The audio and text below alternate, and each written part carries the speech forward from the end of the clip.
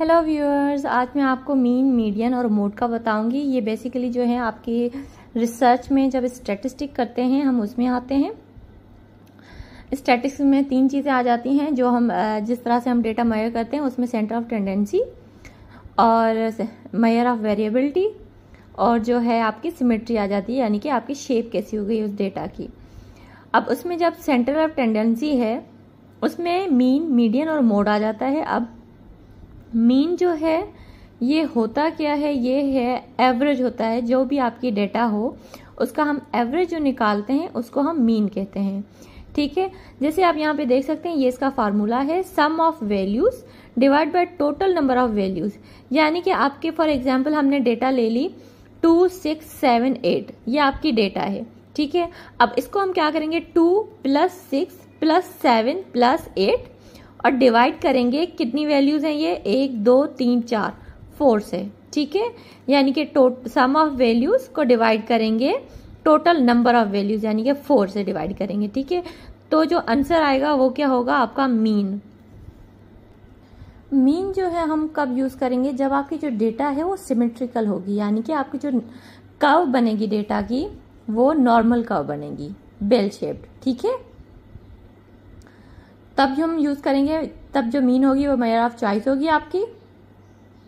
ठीक है, और ये जो है आपकी जो डेटा इंटरवल, रेशो या फ्रीक्वेंटली ऑर्डिनल डेटा जब होती है उसमें यूज करते हैं हम मीन। ठीक है, अब जो है मीडियन। अब मीडियन क्या होता है, मीडियन जो है वो आपकी मिडिल वैल्यू होती है, यानी कि आपके डेटा की मिडिल वैल्यू। जैसे हमने यहाँ पे ली है, अगर तो ये तो 4 वैल्यूज हैं। ठीक है, अगर हम इसको 5 वैल्यू करें यानी कि एक वैल्यू और बढ़ा दें हम, जैसे यहाँ ले लें। ठीक है, अब ये हमने हमारी डेटा है।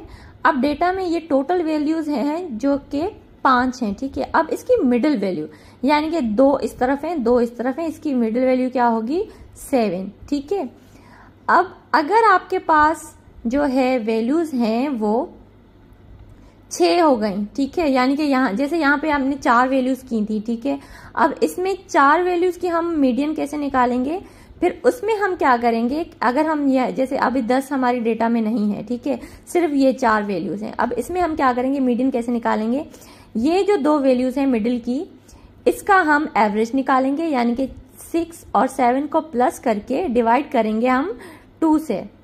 फिर जो आपकी वैल्यू आएगी वो हम क्या होगी, वो होगी आपकी मीडियन। ठीक है, यानी कि सिर्फ अगर आपकी जो है, यानी कि अगर आपकी टोटल वैल्यू अगर इवन है तो फिर आप जो मिडिल की 2 वैल्यूज होंगी उसका एवरेज निकाल के फिर करेंगे मीडियन। और अगर आपकी ऑड वैल्यूज हैं तो सिंपल है, मिडिल की जो वैल्यू होगी 1 वो आपकी मीडियन कहलाएगी। ठीक है, अब ये हमारा मेजर ऑफ चॉइस कब होता है, जब आपकी डेटा जो है असिमेट्रिक हो। ठीक है, यानी कि स्क्यूड डेटा, यानी कि जो नॉर्मल बेल होती है उससे स्क्यूड कर जाए, यानी कि या तो राइट तरफ या तो लेफ्ट तरफ। स्क्यूड डेटा जब होगी तब हम मीडियन यूज करेंगे। ठीक है, वही इंटरवल, रेशियो और फ्रीक्वेंटली ऑर्डिनल डेटा के लिए। ठीक है, उसके बाद आ जाता है हमारे पास मोड। अब मोड क्या होता है, मोस्ट रिपीटेड वैल्यू यानी कि फ्रीक्वेंटली अकरिंग वैल्यू। जैसे अगर हम डेटा लेते हैं एक, अब इस डेटा में जैसे आप देख सकते हैं 3 जो है वो 2 टाइम्स आया है, तो हमारा मोड क्या होगा 3।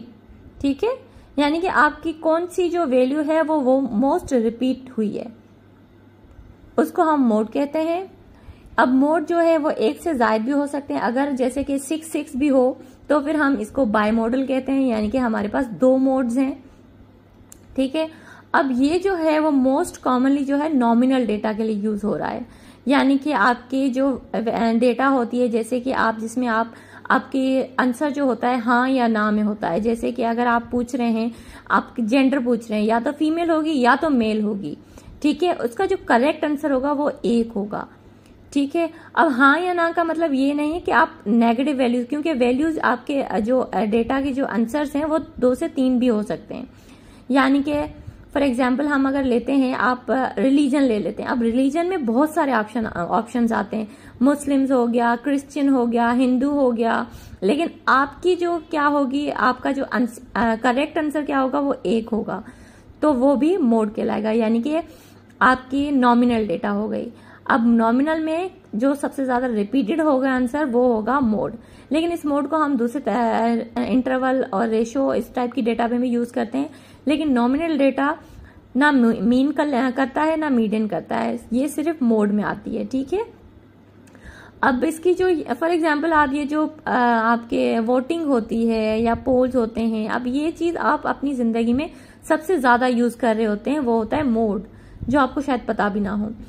तो हम सबसे ज्यादा मोड यूज कर रहे होते हैं, जैसे कोई कमेटी जैसे हमने डाल दी, ये जो वीसी जो डालते हैं, अब उसमें भी हम क्या करते हैं, मोस्ट रिपीटेड जो देखते हैं कि वोटिंग करते हैं कि किसको ज्यादा, मतलब जो वोट जिसके उसपे ज्यादा आ जाते हैं नाम पे, उसको हम वो जो है वीसी दे देते हैं। ठीक है, अब इसी तरह वोटिंग में जैसे आपके जो हैं पोल्स जो होते हैं उसमें होता है, तो ये मोड जो है वो मोस्ट कॉमन यूज होता है हमारी रूटीन लाइफ में। ठीक है, जैसे आप यहाँ देख सकते हैं ये नॉर्मल आपकी डेटा की सिमेट्री बन रही है। ठीक है, अब अगर ये आपकी नॉर्मल है, सिमेट्रिक है डेटा, तो फिर जो आपका मीन, मीडियन और मोड है वो इज इक्वल टू एक दूसरे के इज इक्वल होंगे, यानी कि सेंटर में रहेंगे।